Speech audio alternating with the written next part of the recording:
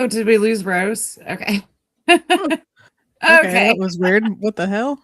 That was weird. That's never happened. See, we had a perfect time getting in here. We And had to then, have something. Yeah. yeah. Well, anyway, hey guys, welcome to the Big Frog podcast. Totally Hi. normal podcast here. We are I'm professional AF.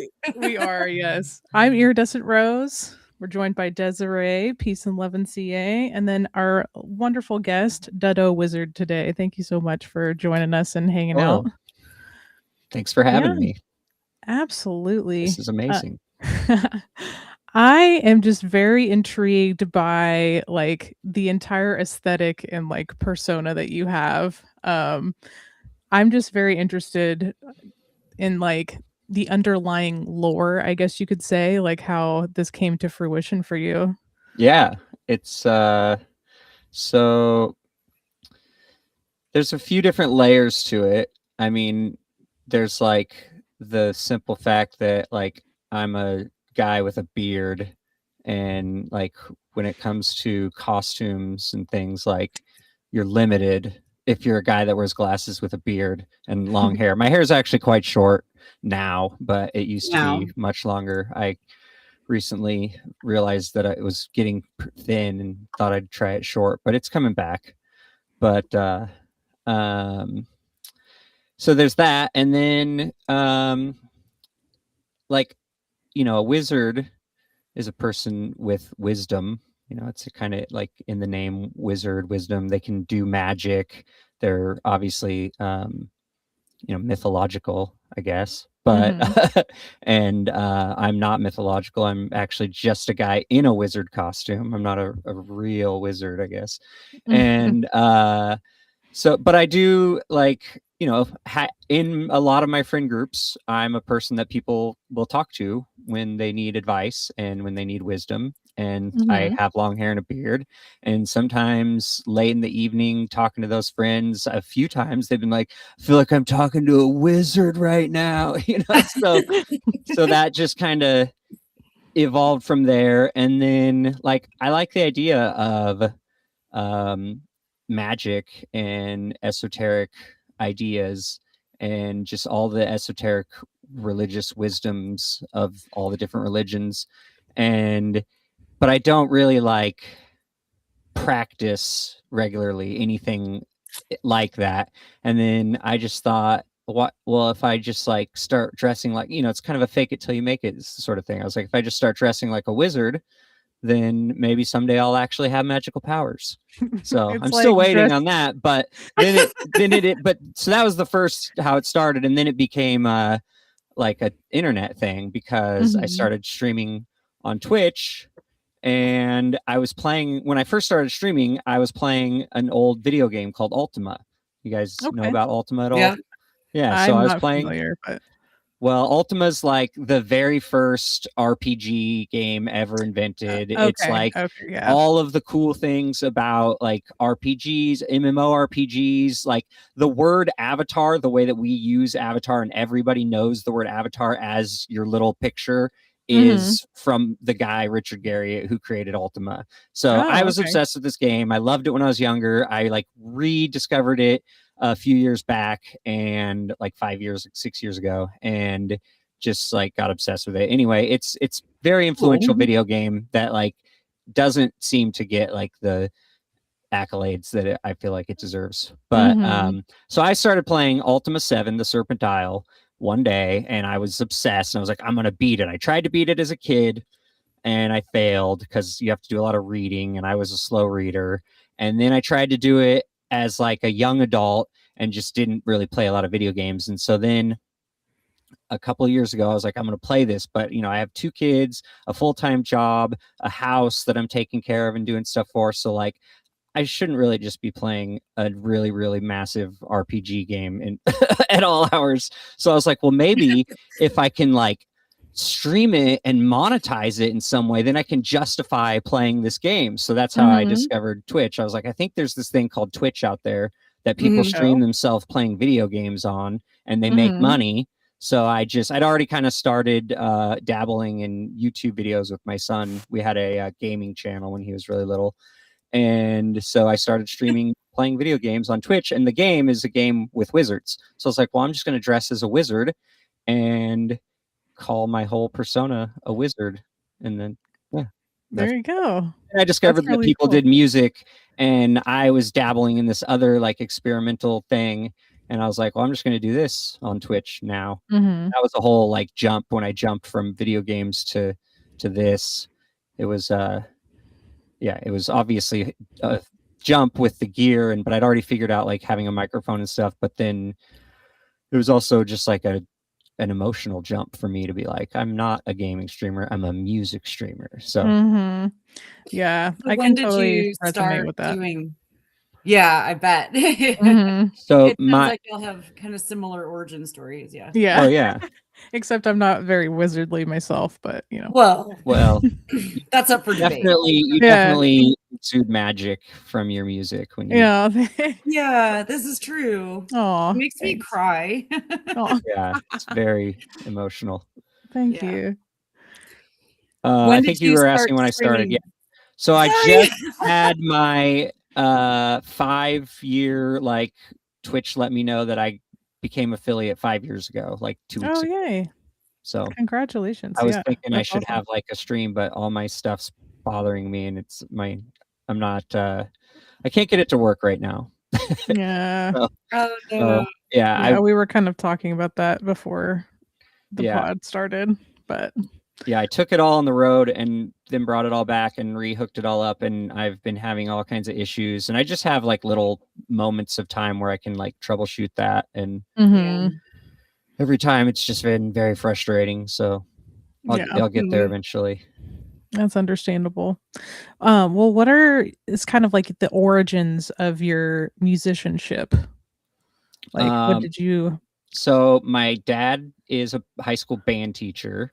Okay. And is just a huge music lover, instrument collector, record collector, and was also my band teacher in high school. Oh, wow. And and so that's a big part of it. And then my mom, I grew up going to church, and my mom was not the whole time, but most of the time my mom was the music minister. But even before she was the music minister, when I was really little, like the music in church was like my favorite thing ever. When I was really little, I had this pastor who also played the piano, and he was as good as it gets on the piano. And I like one of my earliest memories is just watching his fingers like hit the piano, and it's literally just looked like he was doing this on the piano.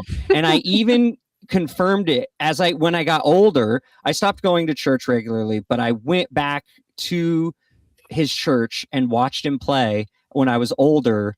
I actually played with him in his church when I was older, and it was still that same. He was amazing. He was just like, as good as it gets, like Billy Joel, like Elton John, just all up and down. But he's playing like hymns and like worship music and stuff, which I did play in a little jazz band with him, so I got to play some different stuff with him too, but that was later on. So I just grew up around music basically. And then I played in band. I played in 5th grade when we started. I started on, did we lose Desarae? Is that intentional? Possibly. Oh my gosh. So do you want me to just keep going? Okay. Okay.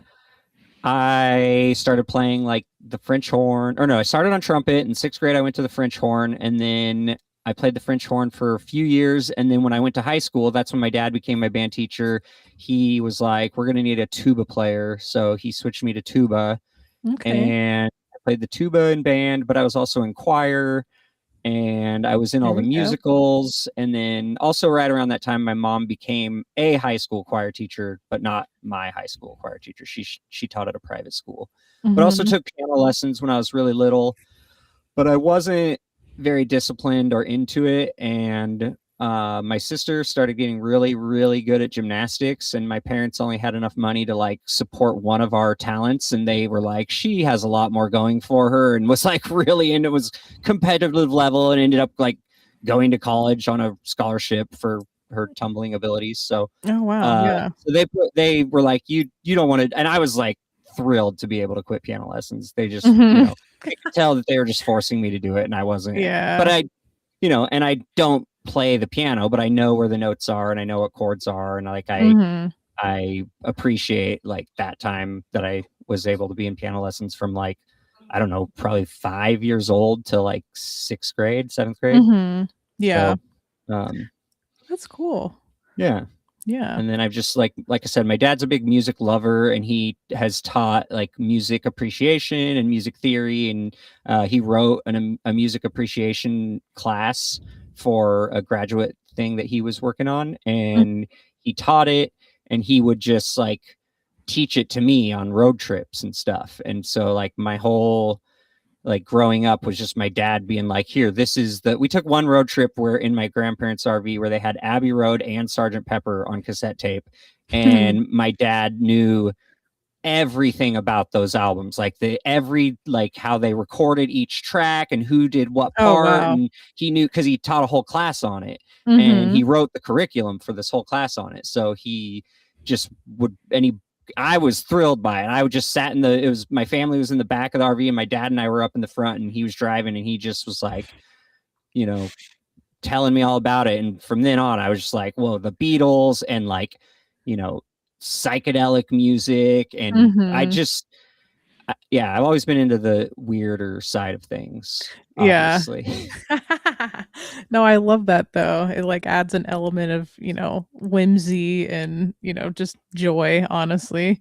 But no, that's really cool. It's almost like especially people who are really into music and the arts, it's like hearing people go in depth about specific details of, like in this case, about the albums and like all of that stuff. It's almost like storytelling in a way, because you're sitting here and you're just like you know, listening to all of that. You know, that's such a cool thing. Yeah, and I have a 16-year-old. I have 2 kids. They're 13 and 16. And my 16-year-old and I do the exact same thing. I have to take him every week. We have to drive quite a distance together. And it's this, like, now it's just like, well, let's see what we're going to talk about on Spotify. I'm like, well, have you heard of Tom Waits? And he's like, no. I'm like, oh, you got it. And then I have the same, like, knowledge that my dad had about those. I have just sought out about all the music I love, which is a lot of stuff.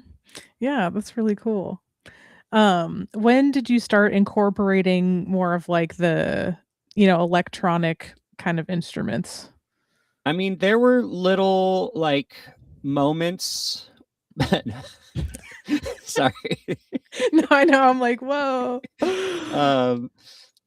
So there were little moments in the past when I incorporated stuff like, for instance, playing records as like a form of expression that's not just listening, you know, changing it and running them through effects pedals. I guess I came up with this idea to like, it was kind of Andy Kaufman inspired, because, you know, he played the Mighty Mouse theme and just like lip synced to it. And so I think I was inspired by Andy Kaufman, and I was like, I had this old suitcase record player, and I was like, I could take all these like funny records I had and like mix them together. And this was probably like 2000 or 1999, like right around there. And I was like 18, but that was just an idea I had, and I had all the stuff, and I was kind of looking at it and thinking like, how would I flesh this out to be like comedy, but music? But anyway, I didn't do anything with that really. And then there was one time when I was in college, and I went to a Bible college, and I was in a class called The Bible as Literature. And the teacher was like, just take a passage from the Bible that you love and make an artistic interpretation or an artistic rendition. And I've never been a visual artist. Like, I like colors and I like bright things, and I like, you know, I can kind of like see certain like visions and be like, I want to recreate that. Like I did that with my album cover recently, but that was a lot for me. So anyway, now it's just me. Hello, I don't know what's occurring. So I Sorry. I got my little suitcase record player. I borrowed a bunch of effects pedals from my cousin, and I just read probably out of laziness, because I didn't want to like search out a really deep Bible thing. I just read in the beginning God created the heavens and the earth, and it was I just read the creation story at the very beginning of the Bible, and I just played a record for each one. Like for when God created light, I played Here Comes the Sun, but I like ran it through an echo pedal and made it like Here Comes the sun, and like made it all trippy. And this was like a really conservative Bible college with a lot of like mainstream, people that just listen to pop music on the radio, and they were like weirded out by it. But my teacher was like, this is what I'm talking about. He was an old man, so he loved it, and that was inspiring.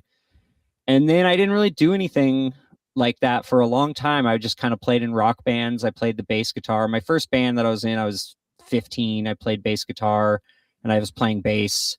If you see Lamp Commander in the chat, I was his bass player in Texas for a long time. Oh, cool. And then one day I had this friend that he was playing music, and he was like, what if I just like played music? He had like a looper and a guitar and stuff. And then he's like, and then you just played your records and all this gear that you have. I'm like, what do you mean played records? And he's like, well, don't you just have records with like talking on them? And I was like, I'm sure I do. And I just started like, I got like, oh yeah, Lamp Commander says Toy Box. That was a band we were in that was all toys, which is definitely part of the like weird. I mean, that was a really trippy, weird. We all had toys, and I learned how to add a output to them. So we just all plugged them into amps, and I rapped. And Lamp Commander was the only one that was like actually making like good, like playing chords and stuff. The rest of everybody else was like playing duck sounds and like all kinds of just stuff. And so that was a weird like electronic thing that we did. And it definitely ties in because I now like have some toys that I play, just mainly Mr. Chuckles, this guy right here. He's my favorite. Aww. But then but back to my friend way later after Toy Box, I was here. My friend was telling me, you should just play records and stuff. So I gathered all my records with just talking on them, and then was like, okay, I get what he's like playing kind of jazz stuff and looping it, and I'm just like got really inspired and just started collecting records. I went from like having this many records with talking on them to like this many now, because that was like 7 years ago. And so yeah, it's just, that's cool. I love it. I feel like this would be a good segue kind of into that set that you sent us. Yeah. Because I know that incorporates some of the words and the talking that you have in there, and I just love the aesthetic of this whole setup that is going on here. Yeah. So should I describe it a little bit, or do you want? Yeah, sure. Let's just have to explain. I'm in streaming on Twitch, and then I was doing a thing called Noise Monday. I don't know if you guys have been a part of the Noise Monday thing. Yeah, so I did that for a while, and I met Anarchy and Bedrock, and he puts these shows on in Everett, Washington, and he invited me to come up. And so this is the first time I've ever done DuhDohWizard stuff live, and this is it. I had a great time. I'm trying to do it more live now. I'm trying to figure it out.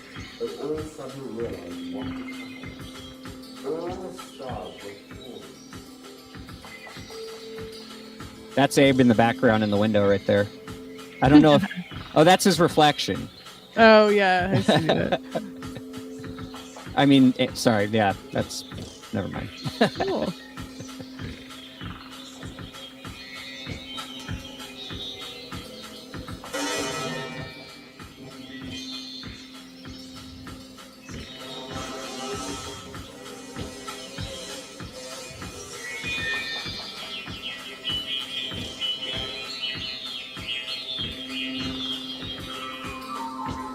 That's my modified tape player that I'm touching up there at the front. That's got speed control on it that can go really, really slow. And cool. I really love that one.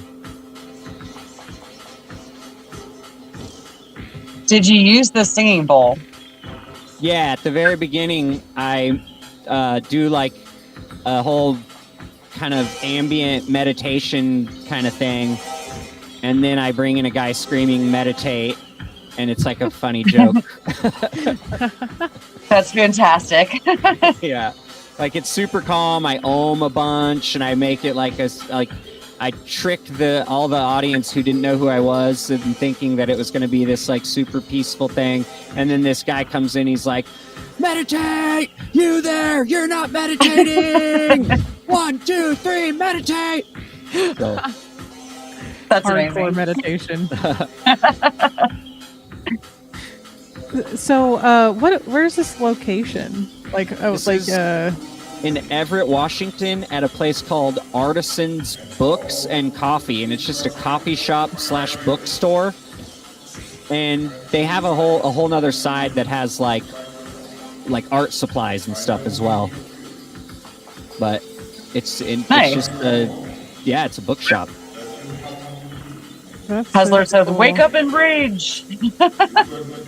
Yeah, exactly.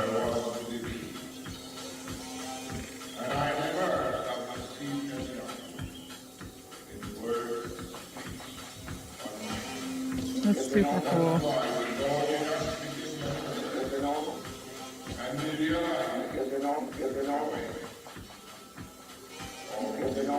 Man, I bet that was so much fun. Yeah, it was a thrill for sure. Like I said, I'm trying to do it again. I went to a noise show here in Portland Saturday, and like I feel, because I've done this now, I feel like comfortable going up to all the artists and being like, "Hey, I'm Duddo. I do this too. I'd love to do a show with you. If you ever need someone, hit me up." So hopefully this is going to pan out. Everybody's very like, hell yeah. And then I'll probably be putting on a show of my own in my backyard at some point. So that'll be fun. Oh, awesome. Oh, yeah. Yeah, so recently we heard... So I live in a place called Laurelwood. It's like way out in the middle of nowhere, but it's like a weird little community of houses. We all have like an acre plot in this weird little Seventh-day Adventist community that's no longer a Seventh-day Adventist community. And it's called Laurelwood, and sometimes, probably more often than should happen, the cops get called to our community because people are being crazy. And one of my neighbors got the cops called on him recently by another one of my neighbors, and they were telling him that he's like apologizing to the cops because they're out there because of him, and they're like, "No, this is just how clusterfuck Laurelwood is." And he was like, "Wait, that's what you guys call it?" And so my wife the other day suggested that I have a noise show called Clusterfuck Laurelwood, and she was half joking because she's an introvert and hates this kind of stuff. Doesn't hate, but she supports me, but she doesn't like a gathering of freaks in her backyard. And Sure. But it was her idea, so I am running with it, and it's gonna happen. So That's amazing. Also, that guy in the video with the math hat is my best friend. His name's Tig. Yeah, he's really getting it. Yeah, and he's sitting next to my other best friend, Christina. So Aw. they both live up there. She lives in Seattle, and he lives north of Everett, which is basically Canada. Oh, okay. Oh, wow. Yeah. So I drove 4 hours for this first show, but it was worth it. It sounds like it. I remember messaging you a couple days later on Discord, just, curious to see how it went. And you were like, so enthusiastic. And I don't know, that made me like smile so big. Nice. Yeah, I remember being very enthusiastic and being like, it was the best thing. I feel so inspired. I love it. That was like, there's this like post-show high that, and it, I'm sure you guys have both experienced it. It's like whenever you work hard for something and you do something and it like goes off well and you feel good about it, there's like this, at least for me, there's this high that comes along with it. And sometimes after a while it goes away, and like you get I mean, I tend to every once in a while get sucked into the opposite of the high, and that kind of did happen. So, and part of my not being able to get my gear working properly has added to that, and also just like I've been feeling just very like frustrated with it all. And my website was giving me issues. I'm not a web programmer, so that was like has been super annoying. But I'm excited to play live shows again, and I'll play as soon as I find one. Yeah, that's awesome. I also see like the array of effects pedals kind of up there. Oh yeah, on the right. Those are the guy that went before me's. Oh, gear. Okay. Yeah, he played guitar, and his name is Echo Bass 1, and I bought his tape, and he's really awesome. Nice. Yeah, I just met him that night, and I wish I could remember the person that went before them, but I forgot their name. Yeah. But this is all on Esoteric Everett's YouTube channel, and so if anyone hasn't followed them, they're trying to get their YouTube up to 50 followers so they can stream on YouTube these events, because this is a monthly event that they do called Esoteric Everett. So if anyone wants to, here's a link to the video, but that's what I could pull at the moment. But yeah, definitely go follow that channel. Also follow DuhDohWizard if you aren't already. Everybody follow each other. Yeah. Typically a good policy, yes. Yeah, and if you're here in mind, definitely follow these guys. R0se makes beautiful music, sings beautiful songs. She does. Yes, she does. Yeah, I made that intro song. Oh, nice. Frogs in it. Or the countdown. Yeah. Rather. But yeah, this is really cool. I'll go ahead and swap back over. I got this mug that night from one of those girls sitting in the back. I don't know if we have any Dark Tower fans, but it says Thanky Sigh, which is from Stephen King's Dark Tower, which is okay, my favorite book series. Oh, that's awesome. And also that one woman on the left's favorite book series too, so we bond over that. There you go. So what made you want to release music on tape over other forms of physical and digital media? When I started doing this stuff, when my friend asked me to do the thing with the records, I started on the records and then just was like, well, the next step would be, well, the reel-to-reel was the next thing, because I thought that was super cool. And I'd recently gone over to this dude's apartment that had a reel-to-reel that he just like recorded a bunch of lo-fi music onto and just was playing it. And I was like, well, that's awesome. I loved it. I hadn't really messed with a reel-to-reel before. And so I was telling my dad about it, and he was like, well, there's one at this junk shop. I'll buy it for you. And my dad bought me my first one of those. And yeah, and then the second one was just given to me from another guy that I know. I helped him out with a project, and he's like paid me in a reel-to-reel. Yeah. And so sorry, the chat's Beezy's in the chat making me laugh.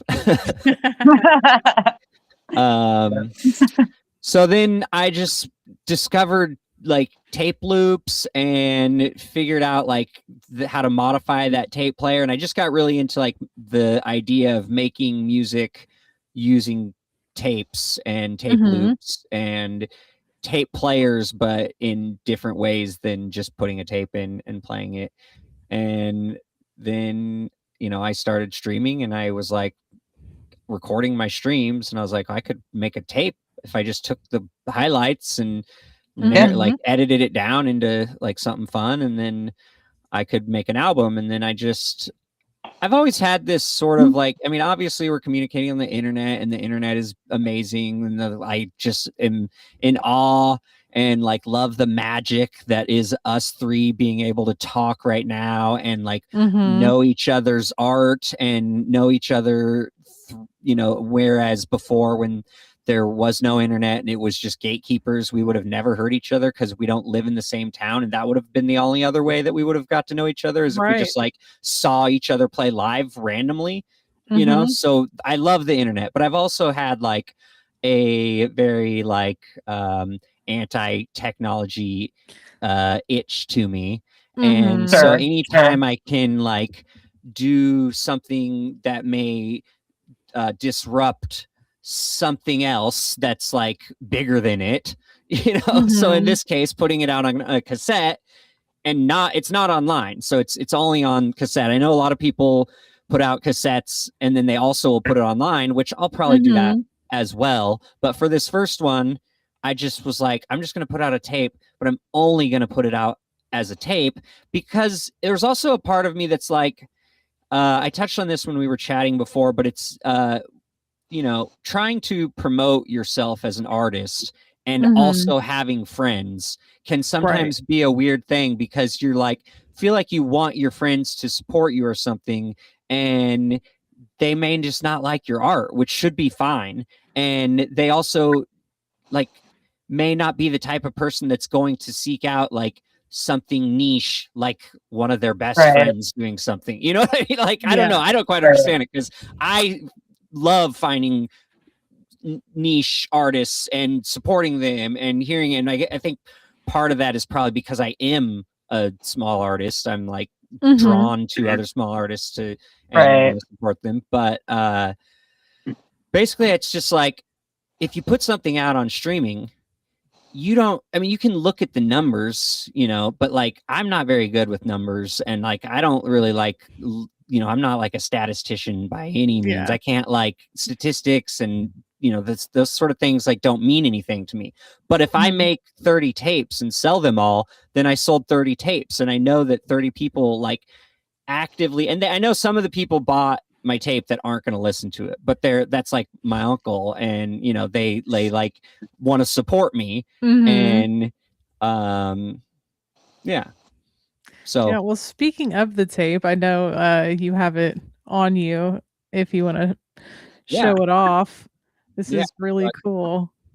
Get the lighting right. If I turn it just right like that. Yeah. Well, this one's like actually sealed on there. I'm not going to slide it down. Let me grab a different one. That's actually rare. Yeah, most of them will just slide. So it's just like, got the little wax seal. It's a dragon.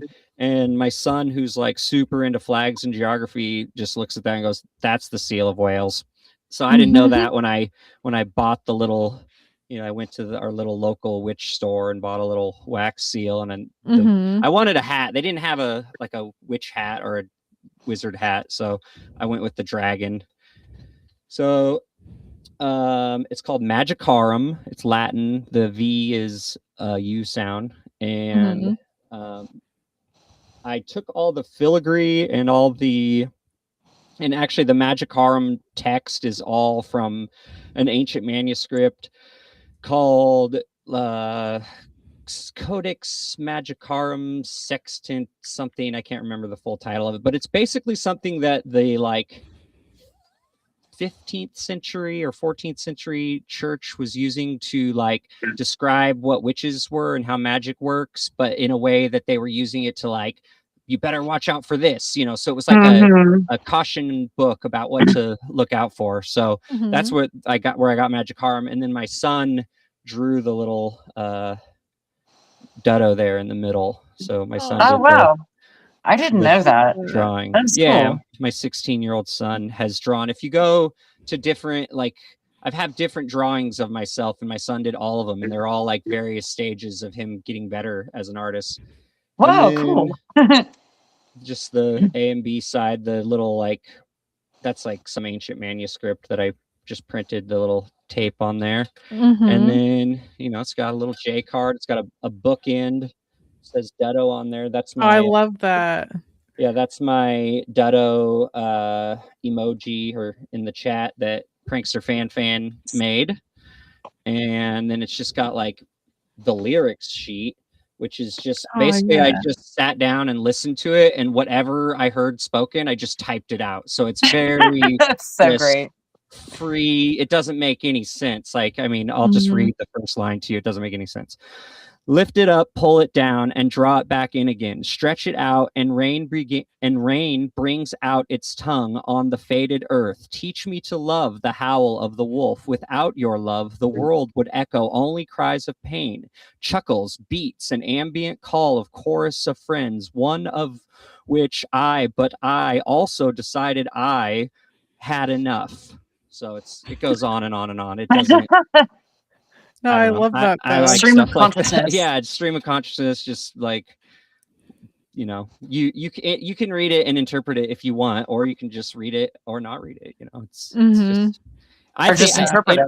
In my mind, it'd be fun if somebody put the tape on and then sat there and looked through it and was like, "Oh, there's that one, but because there's a lot I didn't write down, and and some of it's not like." I didn't write down actual words I heard. I wrote down like kind of what the vibe was or like what it made me feel like. So most of it's just the words that I heard though. Yeah. No, that's really cool. I like the whole sitting down with a piece of like physical media and like getting all of those like tangible factors, like the little just looking at the art on it, looking at the sleeves, like it's just something that a lot of people don't do much of anymore. I mean, like, yeah, it's something I miss from my growing up. As somebody who grew up with cassettes and CDs and of course records. Definitely, it's such a special thing, R0se. Yeah. I just bought a brand new record the other day, and when I buy records, it's like from the Goodwill dollar bins or whatever. But I bought a brand new one the other day, never been opened. It was used, but it had never been opened. So it was so fun to open it and like pull out and like look at the art. And it's an album I've listened to on Spotify hundreds of times, but like to be able to look at the art that I had never seen because it's only in the vinyl. It's not like on the Spotify thing. So yeah, that's awesome. Was it like a regular like black vinyl, or did it have it was two black vinyls. It wasn't a double album, but when it was made, it was a little too long to like, so it's basically a double album or a single album on 4 sides, which is kind of annoying, but sure, that's okay. Yeah, because like one side 3 has like 2 songs on it, and it's like, oh, I gotta get up and flip it again. Oh my god, yeah. That's part of it, the flipping of it and the moving the needle, and with tapes, the pushing the buttons, and yeah. I mean, previously, or I guess in the last 10 years, most of my physical media was just listening to CDs in my 2003 Chevy Malibu, it was the only thing that I had to play any physical media on. And then I got that boombox at my grandma's house yesterday. Oh, cool. I was like, super excited about that. But I feel a lot of people are kind of transitioning back to the physical media just because of a lot of the qualms with streaming platforms and especially Spotify. And like I've noticed there's a huge wave of people that are just going back to that and wanting to put more of that support to every individual artist versus giving it to the big man. But basically that's something that is just it's hard to put that into words, but I think you guys understand the sentiment that I'm trying to bring to it. Because I didn't do this on purpose, but it's also kind of a sneaky way to like actually make money off of your music, because if you just put your music out on streaming, people are going to listen to it and you're not going to make any money. If you put it on Bandcamp, they have the option, and occasionally in bands in the past, I've encountered really thoughtful people that will like donate for an album, like a crazy amount of money that you're just like, wow, that's so cool. Like that happened once. Some guy donated like $75 for our 10-track album that wasn't even finished yet.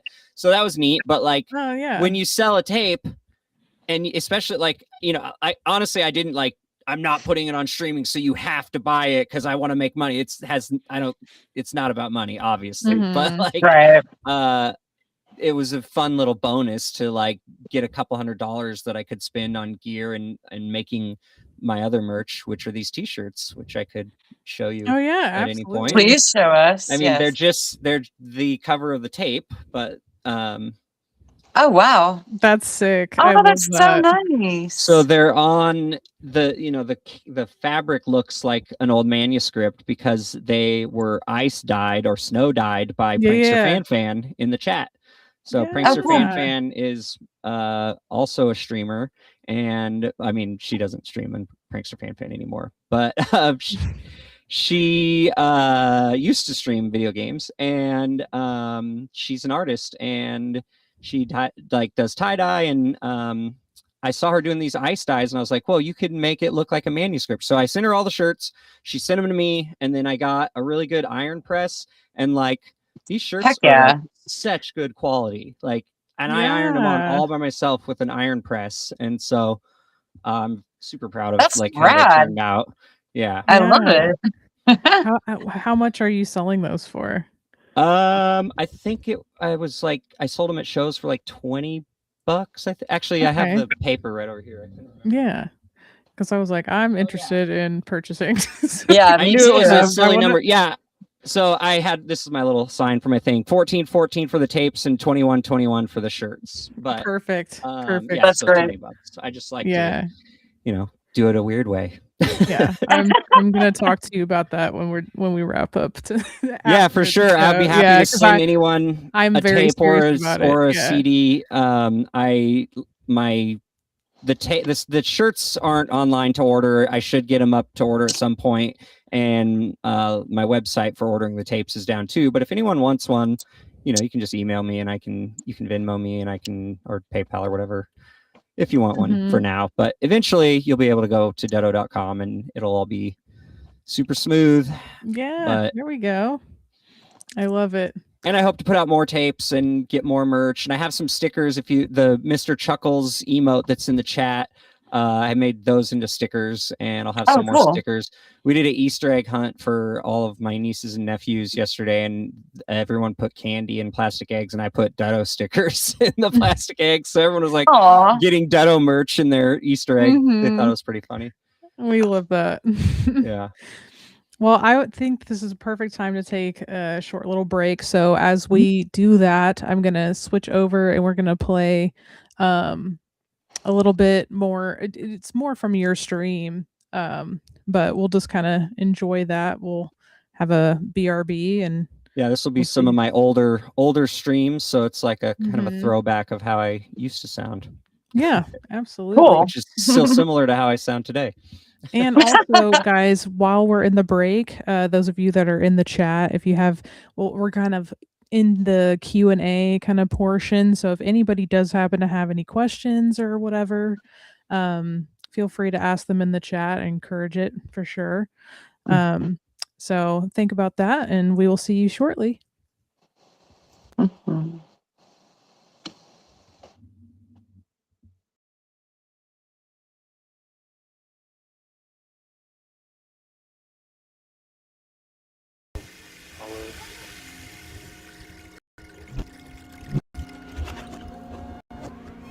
Electrical charge.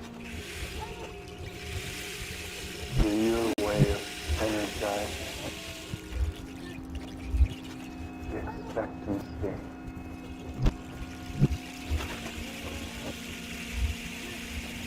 There's a lot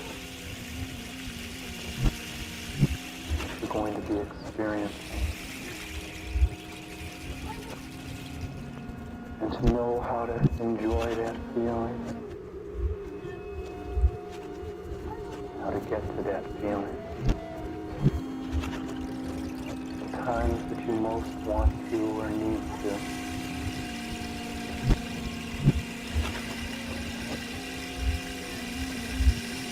And I expect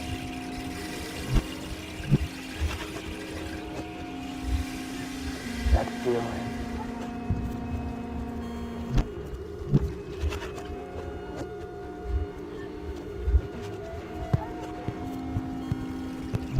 Occur in a lot of places.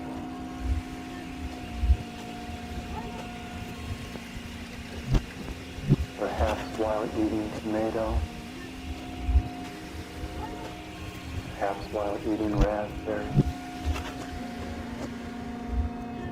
Perhaps when you close your eyes, take in a few deep breaths.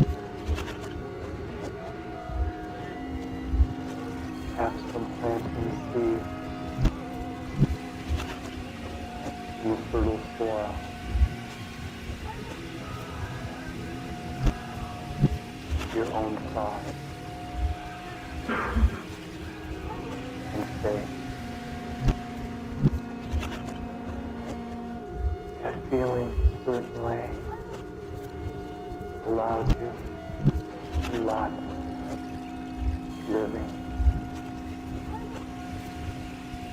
There's a lot more. So you can expect the expected. You can expect the unexpected. And you can expect consciously what your unconscious can't expect. The expectation from within you.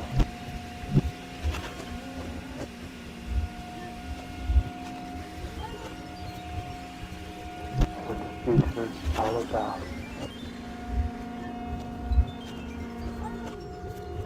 As you live it, day, when tomorrow becomes today, the day after it becomes today.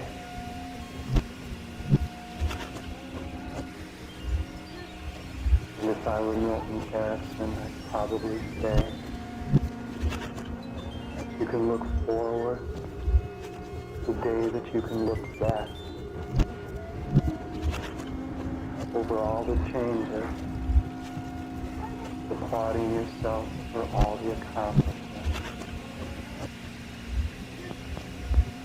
But since I'm not Milton Erickson, I probably shouldn't say that. All I know is you had the faith to be able to come up here, experience what you've experienced as the building blocks for lots of future experiences.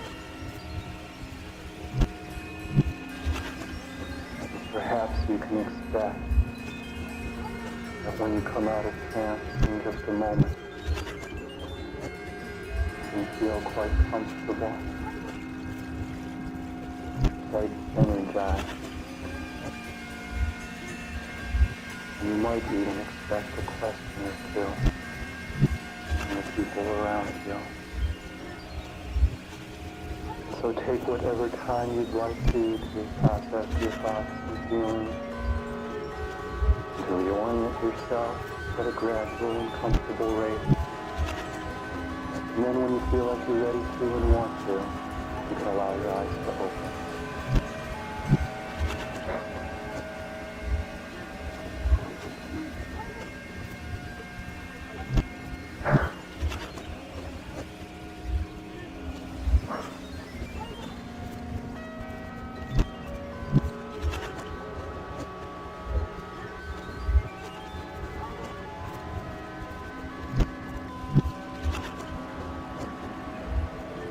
Thank you. Good morning. Thank you. How you doing? Wonderful. I didn't sleep all last night, and I feel wonderful now. Good. Would you be willing to respond to any questions that there might be from the group? Are there any questions?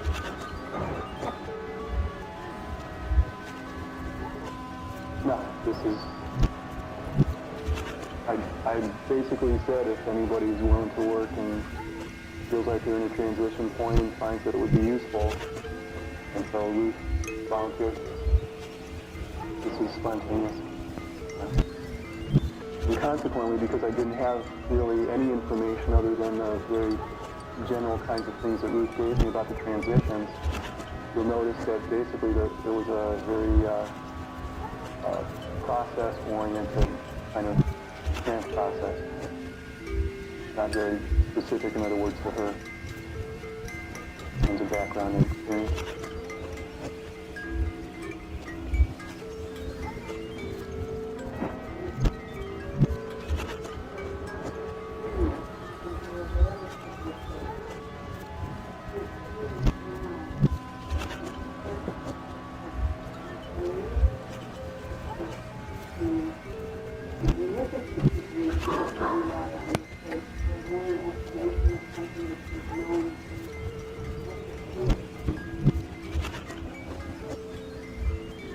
wasn't a new awareness.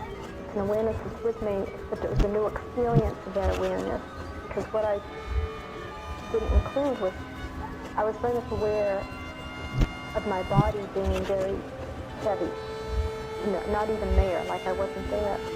But when I was aware of,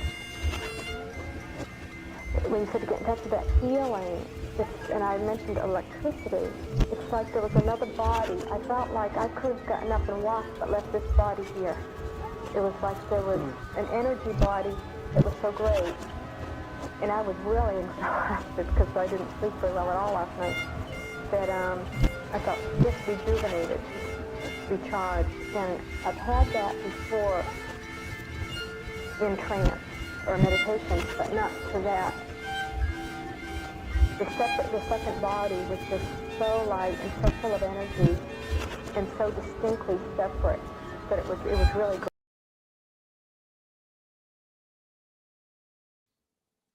Alrighty, y'all. Welcome back from that break. I was very into that. I know. It's pretty, you know, like you're just entrancing. It is, yeah. Yeah, that was very like cool. I said, that was an old one, so it was fun for me to watch too because I haven't seen it. I haven't seen it in years. Yeah, I love that. I got to bring back those balloons. That balloon thing my kids and I made by hanging a green screen down our stairs and then dumping a bunch of balloons down, and then I just played it in reverse and got rid of the green screen, and then some of the green balloons look like invisible balloons floating up because yeah. That's so awesome. That's very creative. Yeah. I like how it like adds to the trippiness of the, you know. I also don't know exactly what that sample was of the man and woman having that spiritual discussion there, but I have so many tapes that like it's one I just put it on once. I probably never put it on again. I don't know. It'll come back around the rotation someday. Right. Yeah. I feel like this is the perfect time if you guys have your questions or whatever. You're in the Q&A portion of the podcast. So I will go first. Do you have a favorite tape? If that's not too I mean, my own tape. My one tape that I've put out is it's my favorite thing, but I'm really like I like that one. I've recently started collecting new tapes, because I have an ungodly amount of old tapes. But I mean, I don't know. I can't say like I have a favorite. I have one tape that is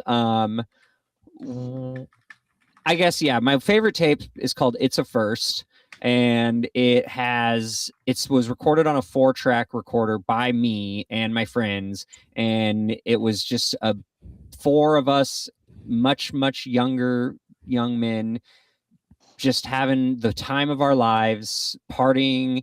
There may have been a few substances ingested, and one of my friends who's on there is no longer with us. So, and he's my brother and my best friend ever, and his name's Paul. And so that's my favorite tape because it has Paul on it. So yeah. And it's just it's so cool because like it was recorded on a 4-track, so the only way that we can listen to it right now that I have is on that modified tape player because it was recorded at a different speed, and so I have to like dial it in and like get the right speed of how we sounded. And I think that's probably my favorite tape. But I have a lot of my tapes are my tapes from when I was a little kid too, so like a lot of those are my favorite. I don't know if you watched till the end of that YouTube thing, but at the end there's a song that goes, I love you so much. I love you so much. I can't even tell you how much I love you. And that was a tape that was my tape when I was a little kid. And I listened to it to go to bed when I was like 2 and 3. And so, and I closed my show with it. I've closed many streams with it. And it's just like, I love it. And I also like that I can like now slow it down and add echo and reverb and stuff to it and make it sound super weird. And then like I have a record that's Train a Bird How to Talk, and it just goes, I love you. I love you over and over again.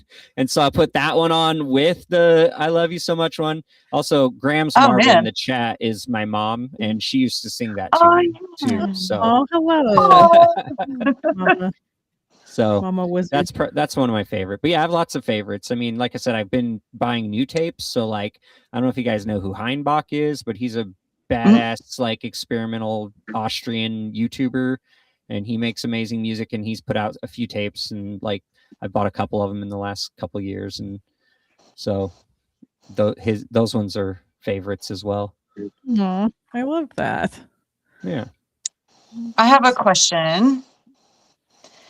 So I know that the order form for your tape is currently under construction, soon to be back on DuhDoh.com. But in the meantime, is there a way that we can order from you? Yeah, you can just reach out to me on any, like if you reach out on Twitch Whispers or Instagram DMs, or you could email me at prankster@bikerider.com, which is my email address, or pranksterfan@gmail. There's a little lore. If you notice in the chat, pranksterfan. My email is pranksterfan@gmail. So you guys can figure out the meaning on that one. Aw, I love that. Yeah. So, but the best way would probably be like Instagram or like just Twitch Whispers. Okay. And just hit me up, and yeah. Yeah. I can. No, I love the shirt. Hopefully, I'll That's get so that. Cool. Get that website back up and running shortly, because I do have it. It's linked to mindmanifestival.org, which the Mind Man Festival is my festival that I put on every year across the street from my house at my neighbor's, and it's a big music festival that I started this year. Will be our 5th year, and wow, cool. Yeah, and I've played at it every year. This last year was the first year I did like a DuhDoh. It was DuhDoh-ish. It was I rapped, I wrote like some songs that were inspired by the Dark Tower, because I am obsessed with that series. And yeah, I did some old stuff from back in the day. Yeah.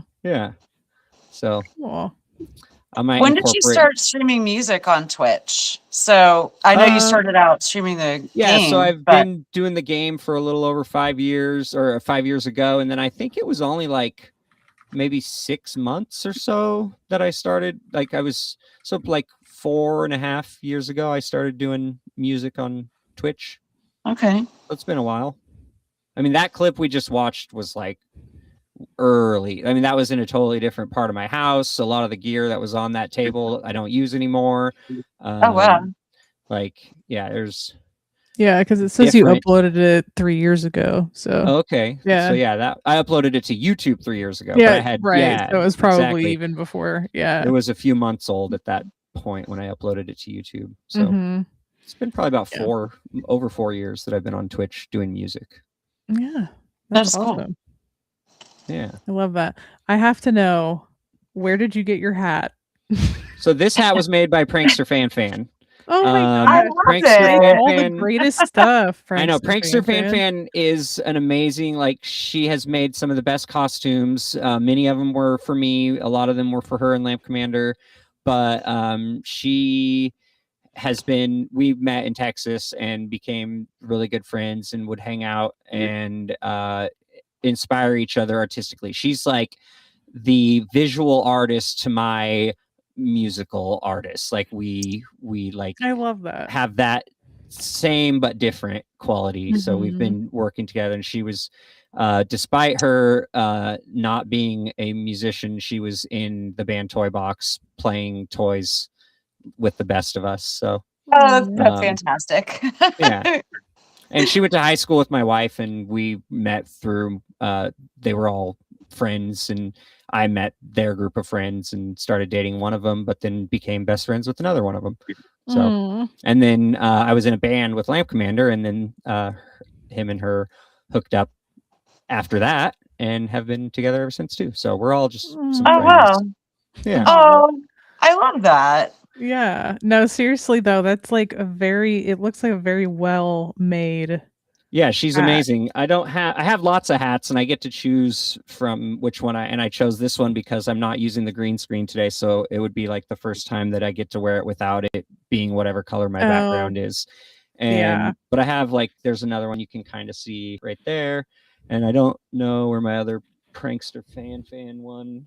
It's not accessible right now. I think it's over there, but yeah, it's more of a floppy one, and then I have another cool one that has mushrooms on it that another friend bought for me. Oh, awesome! Yeah, that's super cool. I love it. Yeah, strawberry. So then, would you like? Have you gotten, I guess, like custom made like shirts and stuff too? Or do you just find those? Well, no, Prankster Fan just sent me this in the mail the other day. So this is a new edition, something that apparently I think did you say you've had this for like a really, really, really long time and just decided to send it to me? And then like I have a lot of these really awesome shirts, like vintage shirts with really cool patterns on them because when I was about 16, I was walking home and this neighbor guy who I used to babysit his grandkids just was like, "Hey, come here." And I was like, "What does this guy want?" I mean, I know him kind of, but like we're not like buddies. And he's like, "Hey, I noticed that you like dress kind of freaky. And I was a bartender in Vegas in the 70s and wore a lot of really flamboyant clothes that I think you might like." And I've like all of his clothes became my clothes, all of his 70s. Like, and he had, like I said, he was a bartender in Vegas in the 70s and had like really nice stuff. So like, I mean, I have like a suede leather, Spanish leather jacket with a mink collar that he gave me.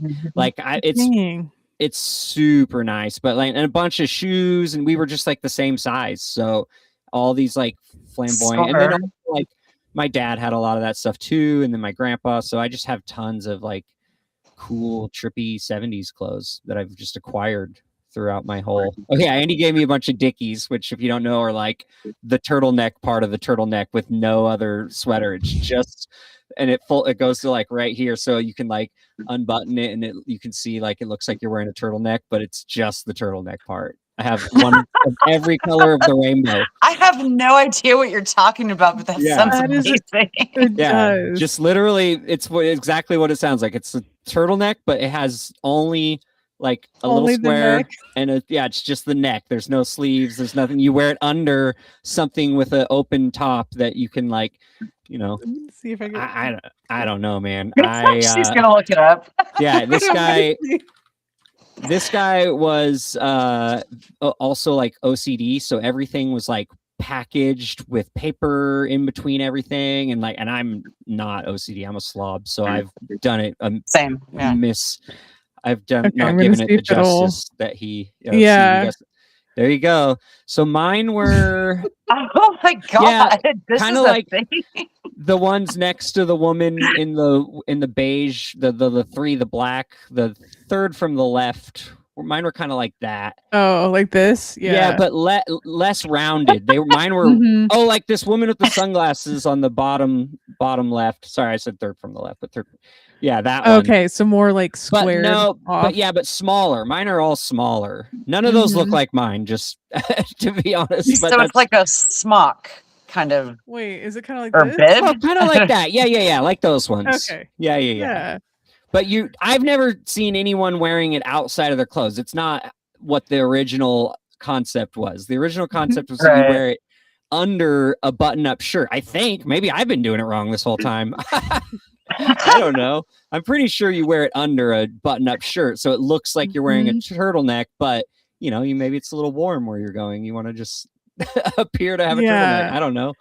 They're weird. Like they're not comfortable. Everybody on that search results they're all wearing it out. They're doing it wrong. Yeah. Wait, no, I take it back. Here's somebody wearing it underneath a shirt. Yeah. So that's interesting. I've never like just because I got it from a man, I never thought of it as like a woman's accessory. Like these are a lot of women wearing them, and I got it from a guy, so I was just like something guys wore in the 70s.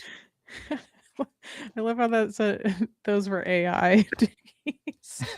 As said, I remember them. They were hip. Those were Why AI though? dickies. Yeah, I don't know. There's also that movie with Zach Galifianakis where he wears one over the shirt and everyone like it's weird. They're like, oh, he's doing it because it's silly, and he's like plays. I can't remember what movie that was, but he plays an idiot. It's that movie where they like. It's the movie where they like invite a bunch of like rich people, invite like dumb people to hang out with them. What's that movie? I don't know. No, it was a very, and they all get mad and upset at the end. There's the little like. Yeah, there you go. Okay. Oh yeah, I've seen like memes like that. I think or whatever that is. No, if Dot Dinner said for Schmucks, everything was hip once. Yeah, I remember that. Yeah, all these like intellectuals like get together and invite the dumbest people they know to have dinner with them, and it's that's right. I forgot about that movie. Yeah. Oh, that sounds awful. Like mean. Yeah. Oh my God. It's mean. Yeah, but it has a very like awakening kind of quality to it. Wasn't Steve Carell in that too? I think so. Yeah, I think he was another schmuck. Yeah, another schmuck. I vaguely remember this movie. You know what I mean? I just remember it because it's the Dickie part, and I have a collection of those. Oh, it's an old remake. Okay. Yeah, the Vegas bartender in the 70s dude had some style, and he was Italian, so like he was a cool guy. His name was Gino. He was my neighbor. He noticed me walking down the street. You know, I up until then I was either wearing my dad's clothes or like something I found at Goodwill, but it was all like button-up shirts, untucked, you know, like Weezer kind of. I mean, this was like in the 90s. I was like 16 and like 97. So 96. So that's when it was. Yeah. I was 16 in 94. Yeah, I knew we were similar in age. Yeah, I love that I was a teenager in the 90s, like so much. I was born in 94, so yeah. I'm the baby here, but you know. I am gonna do a last call for questions. If anybody else has anything, but I do sincerely want to say thank you so much for coming on the pod. Yeah, this has been amazing. I've never been on a pod. I've never been interviewed for a podcast. I had a bit of a podcast there for a minute with Lamp Commander, but we didn't have the longevity that y'all are going with. So I'm super stoked to have been a part of it, and I'd love that you guys are doing it. It's amazing. The idea is great too, because you can go on Twitch and just find all these cool people that have different artistic outlooks, and it's something that I love. I mean, I've been watching your podcast since I heard about it, and it's like you know, just to be able to hear people's like artistic ideas, like where they come from, where they, you know, how they think about it is like my favorite thing anyway. I read agreed. You know, all the books about all the artists I like. I read all the books I can find about them. So to hear real people talk about it is cool. Yeah. And it's always cool just like seeing, because most people that do music on Twitch really don't have the time to get into what their background is. And like if you're someone that like I have my regular, I mean, some of my regulars were part of my background. So, you know, my mom and Prankster Fan are here, but like people have, I feel like they've gotten that over the 5 years. They've gotten a little snippet here and a little snippet here, but then we can sit down for a couple hours and, you know, break it all down in one setting. Yeah. Well, and for me as a music fan, you know, like I really enjoy doing the podcast with Rose, who's one of my, you know, just favorites, like absolutely favorite musicians, and you know, and then we get to hang out with people that we really admire and enjoy. So, you know, I was super thrilled that you agreed to be a part of this with us, and absolutely, you know, yeah, I was really hoping you would. So, but I thought it was cool that it was after your first live show, because then we got to like kind of share that experience a bit. Yeah, so, definitely. You know, the live show and the tape and things are looking up Dutto. So yeah, it's all happening. Yeah. Yeah, that's wonderful. I love it. Yeah. So thank you everybody for being here. It's been great. We have 8 episodes now under the belt. I will say, obviously, if you haven't already, follow DuhDohWizard, visit the socials, do all the things, and yeah, that's it. Buy some merch, buy a tape, buy a t-shirt. Yeah. Stay tuned do for all the more things. Yeah, absolutely. Stay tuned for more. We are here and for also, it. these podcasts are you're putting them up on YouTube, so you can check them out on YouTube if you missed the beginning or something, or go back and listen to the old ones because they're a gem. Yay, absolutely. I felt like there was something else that I was going to say, but I don't remember. I hate when that happens all the time. Me too, though.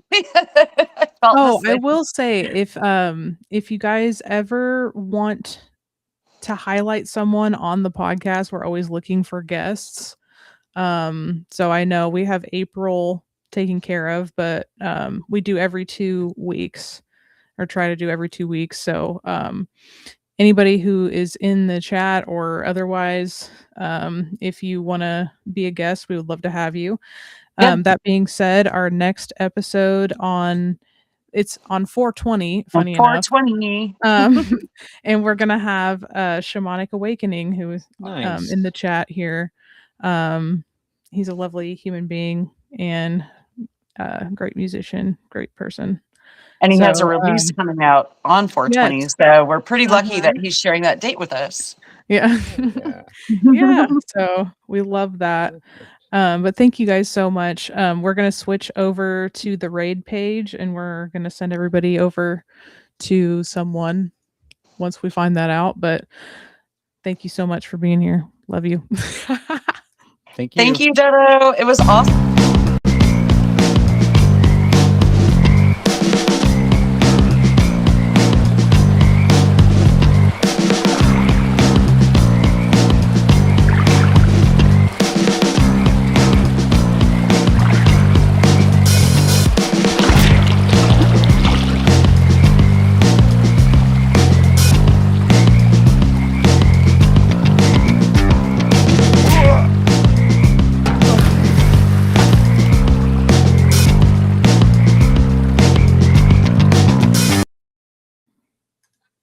Alrighty, we're gonna do the things and find a raid target.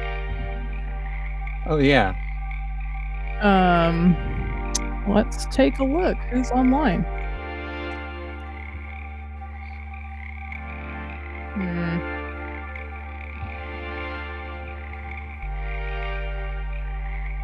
I usually have a video that has the has like frogs on it, but we do not have any frogs to look at today, unfortunately, while we find the raider.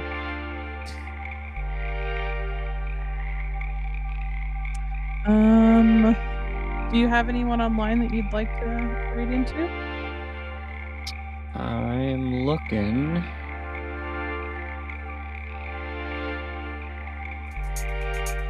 I'm not seeing any of my best buds on, but how about you? You see anyone that you enjoy? I've got a Modular Monday person on, Woke-Ass Messiah. Oh, cool. Sorry, that's me. Where is that? Sorry. Where's there?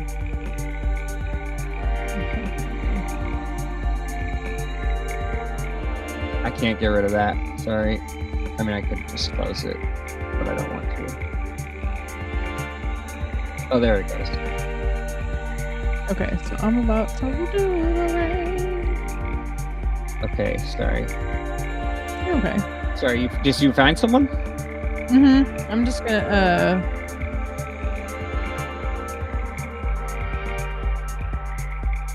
there we go. I'll raid whoever you raid. Oh, Woke-Ass Messiah? Hell yeah. He's from Oregon, right?